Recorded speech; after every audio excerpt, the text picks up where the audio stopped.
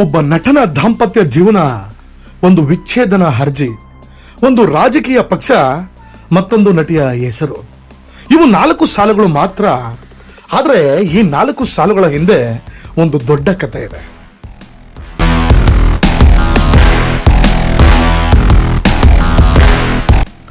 Social ಮೀಡಿಯಾದಲ್ಲಿ ಇಂದು ಒಂದು ತೀರ್ಪು ಬಂದಿದೆ, ವಿಜಯ್ ತಪ್ಪಿತಸ್ಥ ಅಂತ ಹೇಳಿ. ಆದ್ರೆ ಪ್ರಶ್ನೆ ಏನು ಗೊತ್ತಾ, ನಾವು ನ್ಯಾಯಾಧೀಶರ ಅಥವಾ ಟ್ರೆಂಡಿಂಗ್ ಟ್ರಾಫಿಕ್ಗೆ ಸಿಕ್ಕಿಬಿದ್ದ ಜನರ? ನಮಸ್ಕಾರ, ಇದು ಚಂದು ಧ್ವನಿ ಪಾಡ್ಕಾಸ್ಟ್. ಜೋಸೆಫ್ ವಿಜಯ್ ತಂದೆ ಎಸ್.ಎ. ಚಂದ್ರಶೇಖರ್ ನಿರ್ದೇಶಕ. ಸಿನಿಮಾ ರಕ್ತದಲ್ಲೇ ಇತ್ತು, ಆದರೆ ಸ್ಟಾರ್ ಕಿಡ್ ಎಂದು ಬಂದವರಲ್ಲ. 90ರ ದಶಕದಲ್ಲಿ ಎಷ್ಟು ಫ್ಲಾಪ್ ಚಿತ್ರಗಳು, ಎಷ್ಟು ಟೀಕೆಗಳು. ಆದರೂ ಒಂದು ಮಾತು, ಅಭಿಮಾನಿಗಳ ಪ್ರೀತಿ ಇದ್ರೆ ನಾನು ಉಳಿಯುತ್ತೇನೆ ಎನ್ನೋ ಬಲವಾದ ನಂಬಿಕೆ. ಪೋಕಿರಿ, ಗಿಲ್ಲಿ, ತುಪ್ಪಾಕಿ, ಮಾಸ್ಟರ್, ಲಿಯೋ ಪ್ರತಿ ಹಂತದಲ್ಲೂ ಒಂದು ವಿಭಿನ್ನ ವಿಜಯ್. ಅವನ ಸಿನಿಮಾ ಒಂದು ಕಲೆ ಮಾತ್ರ ಅಲ್ಲ, ಅದು ಯುವಕರಿಗೆ ಒಂದು ಭಾವನೆ, ಒಂದು ಸ್ಟೈಲ್, ಒಂದು ಆಟಿಟ್ಯೂಡ್. ತಮಿಳುನಾಡಿನಲ್ಲಿ ರಾಜಕೀಯ ಮತ್ತು ಸಿನಿಮಾ ಬೇರೆ ಬೇರೆ ಅಲ್ಲ. MGR, ಕರುಣಾನಿಧಿ, ಜಯಲಲಿತಾ ಈ ಸಾಲಿನಲ್ಲಿ ಹೆಸರು ಸೇರಲು ಪ್ರಾರಂಭವಾದದ್ದು ವಿಜಯ್. 2024 ಒಂದು ನಿರ್ಧಾರ, ನಾನು ರಾಜಕೀಯಕ್ಕೆ ಬರ್ತೇನೆ ಅಂತೇಳಿ.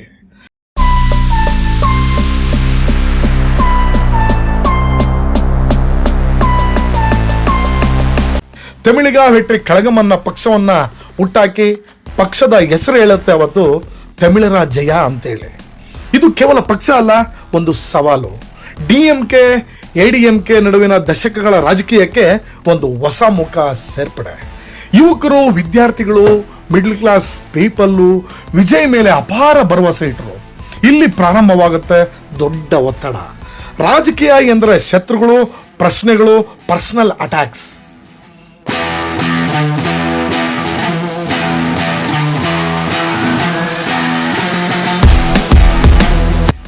ಸಂಗೀತ ವಿಜಯ್ ಪತ್ನಿ, ಅವರು ಸದಾ ಲೈಮ್ ಲೈಟ್ನಿಂದ ದೂರ.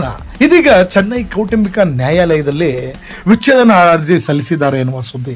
ಪ್ರಶ್ನೆ ಏನು ಗೊತ್ತಾ, ಈ ಸುದ್ದಿ ಅಧಿಕೃತವಾಗಿ ದೃಢಪಟ್ಟಿದೆಯೇ ಅಥವಾ ಸೋರ್ಸ್ ಹೇಳಿದಂತೆ ಎಂಬ ಹೆಸರಿನಲ್ಲಿ ಹರಿದಾಡುತ್ತಿರುವ ಮಾತೆ. ಇಂದು ಸೋಷಿಯಲ್ ಮೀಡಿಯಾದಲ್ಲಿ ಒಂದು ಪೋಸ್ಟ್ ವೈರಲ್ ಆಯಿತು ಅಂದ್ರೆ ಅದು ಸತ್ಯವಾಗಿ ಬಿಡುತ್ತಾ? ನಾವು ವಿಚಾರಿಸದೆ ತೀರ್ಪು ಕೊಡುತ್ತಿದ್ದೇವೆ.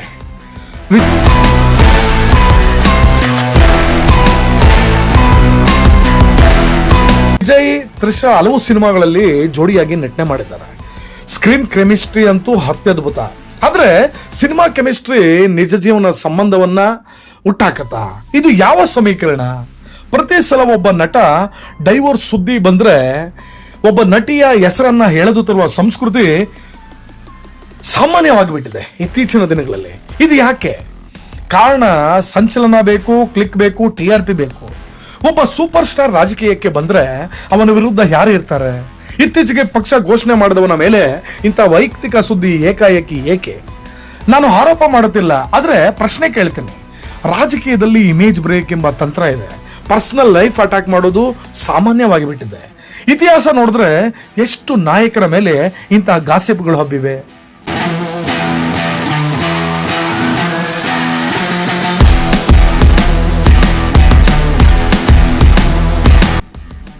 ಇಲ್ಲಿ ದೊಡ್ಡ ಪ್ರಶ್ನೆ, ನಾವ್ಯಾರು? ಒಬ್ಬ ಕುಟುಂಬದ ಸಮಸ್ಯೆ ಅದು ಅವರದ್ದು, ಆದ್ರೆ ನಾವು ಅದನ್ನ ಮೀಮ್ ಮಾಡ್ತಿದ್ದೇವೆ, ಟ್ರೆಂಡ್ ಮಾಡ್ತಾ ಇದ್ದೇವೆ, ಟೀಕೆ ಮಾಡ್ತಾ ಇದ್ದೇವೆ. ಇದು ಮನರಂಜನೆಯ ಅಥವಾ ಮಾನವೀಯತೆಯ ಕೊರತೆಯ?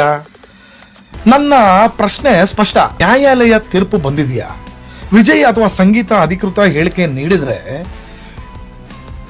ಇಲ್ಲದಿದ್ರೆ ನಾವು ಏಕೆ ತೀರ್ಪು ಕೊಡಬೇಕು? ವಿಜಯ್ ಇಂದು ಲಕ್ಷಾಂತರ ಯುವಕರಿಗೆ ಪ್ರೇರಣೆಯಾಗಿದ್ದಾರೆ. ಅವರ ರಾಜಕೀಯ ಕನಸು ಹೊಸದಾಗಿದೆ. ಹೊಸ ಉದ್ದೇಶಗಳನ್ನ, ಆಶಾ ಭಾವನೆಗಳನ್ನ ಇಟ್ಕೊಂಡು ಸಮಾಜದ ಉದ್ಧಾರಕ್ಕೆ ತನ್ನನ್ನೇ ತಾನು ಮುಡುಪಾಗಿಟ್ಕೊಂಡು ಒಂದು ಹೊಸ ಆಯಾಮದಲ್ಲಿ ಮುನ್ನುಗ್ತಿದ್ದಾರೆ. ಇಂತಹ ಸಮಯದಲ್ಲಿ ವೈಯಕ್ತಿಕ ಜೀವನದ ಸುದ್ದಿ ಅವರ ಇಮೇಜ್ ಮೇಲೆ ಪರಿಣಾಮ ಬೀರೋದಲ್ಲದೆ ದೊಡ್ಡ ಡ್ಯಾಮೇಜ್ ಅನ್ನ ಮಾಡುತ್ತೆ. ಆದ್ರೆ ನಿಜವಾದ ಅಭಿಮಾನಿ ಏನು ಮಾಡಬೇಕು?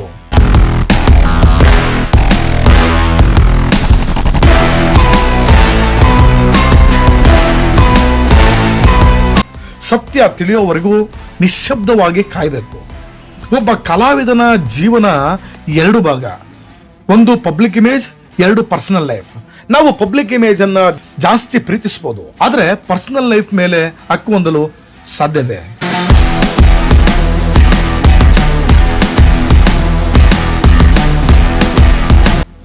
ಇದು ಸೋಷಿಯಲ್ ಮೀಡಿಯಾ, ನ್ಯಾಯಾಲಯದಲ್ಲಿ ಪ್ರತಿದಿನ ಹೊಸ ತೀರ್ಪು ಬರ್ತಾನೆ ಇದೆ, ಆದ್ರೆ ನಿಜವಾದ ನ್ಯಾಯಾಲಯ ಸತ್ಯವನ್ನ ನೋಡ್ತಾ ಇದೆ.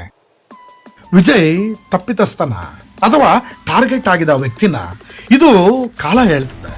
ಆದ್ರೆ ಒಂದು ಮಾತು ನೆನಪಿರಲಿ, ಒಬ್ಬ ವ್ಯಕ್ತಿಯ ಕನಸು, ಕುಟುಂಬ, ಭಾವನೆ ನಮ್ಮ ಟೈಮ್ ಲೈನ್ಗಿಂತ ದೊಡ್ಡದು. ನಾವು ಚರ್ಚಿಸಬಹುದು, ಆದ್ರೆ ಮಾನವೀಯತೆ ಕಳೆದುಕೊಳ್ಬಾರ್ದು. ಇದು ಚಂದು ಧ್ವನಿ, ನನ್ನ ದೃಷ್ಟಿ, ನನ್ನ ಮಾತು. ನಿಮ್ಮ ಅಭಿಪ್ರಾಯ ಕಮೆಂಟ್ ನಲ್ಲಿ ತಿಳಿಸಿ. ಸತ್ಯ ಹೊರಬರೋವರೆಗೂ ನಾವು ಕಾಯೋಣ, ಆಲೋಚಿಸೋಣ. ನಮಸ್ಕಾರ.